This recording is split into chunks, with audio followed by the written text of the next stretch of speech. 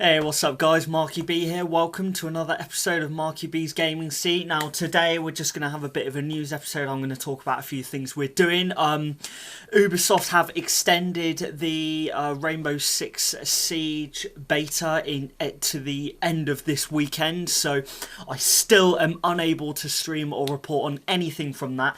The game's really good. They've now released their terrorist hunt mode, which is basically just the same kind of 3 levels which you had in the standard beta against multiplayer, like online people, but you can now, try and clear out the whole level of kind of 20 or 30 just AI enemies. So I've been having loads of fun with that, just me and a couple of friends playing online, which is really good. I think that's probably the kind of mode that I would end up playing the most when the game's finally released. But the beta has done, I think it's done really well. Apart from struggling to get into matches, it's really given me a good insight as to what the gameplay is going to be like, what the the first person shooter style, the direction that it's going in. It's definitely going in a more slow paced tactical kind of way of things, so you're probably not going to be a massive fan if you're really into your arcadey shooters, your Call of Duties and even kind of Battlefront and things like that. It's a lot different from those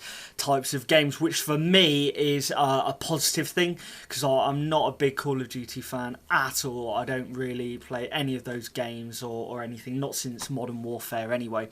So it was something that really kind of perked my interest up in, and I'm gonna be putting a pre-order down for that game. So yeah, really looking forward to that. Hope you guys managed to get in on the beta as well. Let me know in the comments if you're playing it, what you're enjoying about it, and things like that.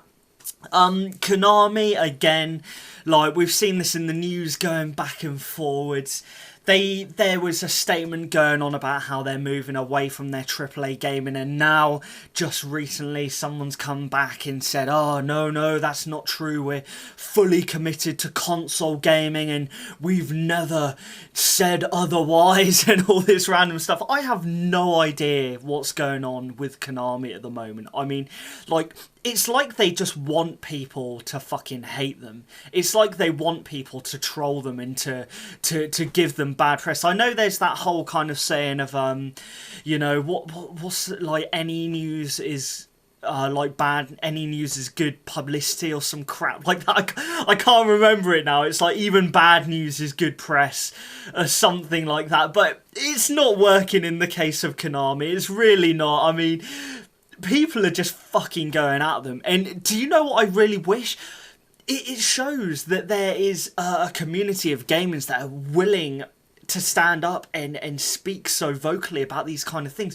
I don't know why it's not being said enough about, the whole microtransaction kind of business model. I don't know why people aren't speaking up as much about that. I guess it's because maybe it's because microtransactions are kind of bled into every corporation in every game, so it's easier to attack a singular company for stuff they're doing wrong rather than I guess a kind of business model which everyone is using.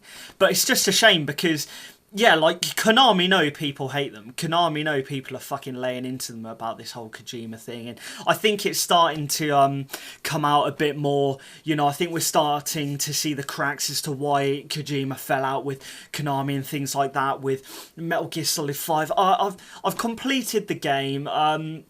It's no secret that at the end of the game there was meant to be a final mission which was never completed. If you bought the Metal Gear Solid Collector's Edition, which came with his like bionic hand, then you get a special edition. You get a special Blu-ray behind the scenes where they actually show you chopped out cutscene footage and how Kojima actually wanted to end the game. So really disappointing that it ended on that note. I don't know if Konami were just like, nah, fuck this, we need to get the game out now, we don't care what you're saying, and that obviously would have pissed any game developer off, I guess, if you've got a goal in mind from start to finish and they cut you off at 90%.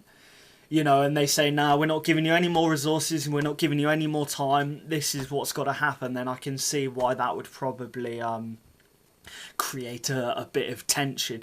Potentially the microtransaction model, although I haven't seen that. Like, you don't need that at all for Metal Gear Solid, so thankfully, while they've tried putting purchasable bits into the game, it's stuff that you really don't need. You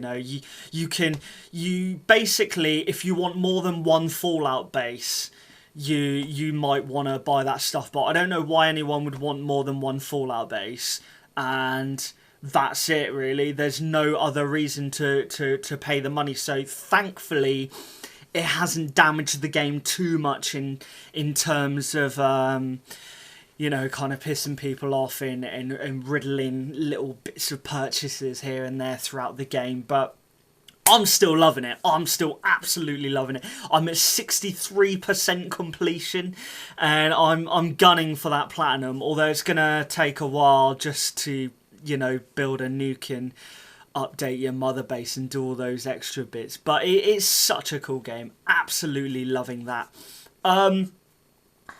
Yeah, so people are still hating Konami.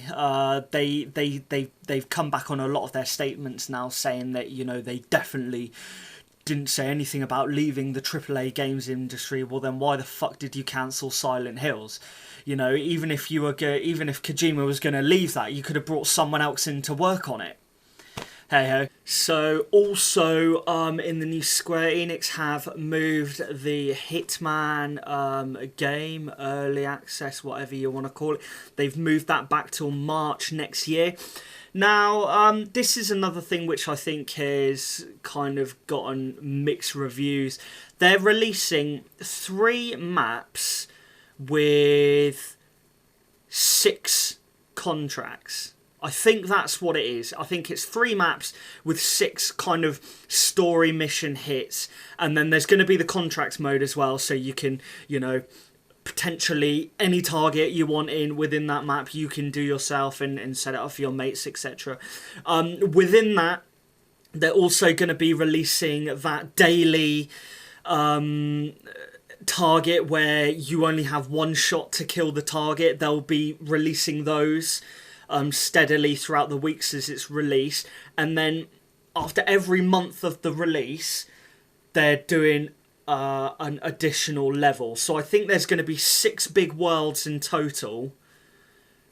It's fucking weird. I don't know why they chose to do it like this. The only thing I can think of, I can't think of a reason. I can't think of a reason as why they're doing it like this. You can pay $60 US, it'll be £60 or $49.99 UK. You basically pay for the first 3 big maps, and then after every month they'll release another 1 map. So April they'll release a map, May they'll release a new one, and then June they'll release the final one. And then I think maybe kind of July, August time, I'm guessing they will release the whole thing together, all the content, all 6 maps, all missions, all of the daily stuff, as just a whole package for people who still haven't bought it. That's when they should release the game. I don't understand it. There's people defending this kind of business model, and it's a bit weird. There's people kind of saying, oh no, well it's really good because it means that you can play the game now over like a course of months and you won't get bored with it. But you could say that for any game. I mean, that's like that, you could literally do it with anything. That's like saying Konami are going to release the first 10 chapters of Metal Gear Solid 5, and then once you're done with it, the next month they're going to release another 5 chapters, and then the next month they're going to release... no, just give us the complete game. If anything, I think that's going to be a detriment to the developers, because, people are going to buy, potentially, the first 3 missions. Oh, yeah, you can buy the first 3 missions for half price at March. So you can just buy the first 3 worlds for half price, and then you can buy the rest later as if it's DLC. Or you can pay for the whole thing and get it as it's released. Now, I think at the end of this, when it's all put together, it's going to be on discount. It's like people are going to have already massively played through it, so they're going to discount it, and it's going to be cheaper for everyone who wants to buy effectively a full copy. I think that's what I'm going to do. I don't think I'm going to...